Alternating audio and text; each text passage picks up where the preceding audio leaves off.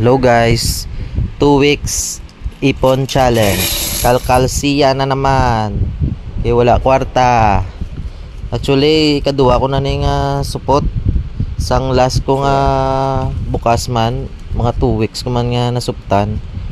Nakalabot man mga 1.8. Para gano'n, hindi mo kapatid nga after 2 weeks lang gid.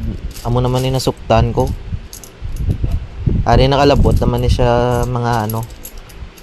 Kaya inisip ko ni nakalabot na siya sa mga 1 na 2 no? Mga 2k ning nasupot ko. Actually okay man kay every 2 weeks. Amo ni pirmi nasuptan ko. Wala ganun sa 2k.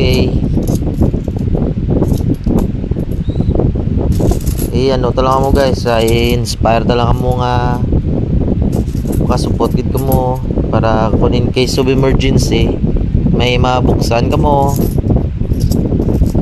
kag may magasto ka mo. Kaya kung ngin buksan ko ni kay ti wala na mo ti yari naman wa isip naman ta.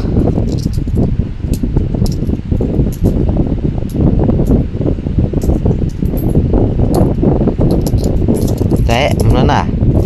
Thank you. Bye.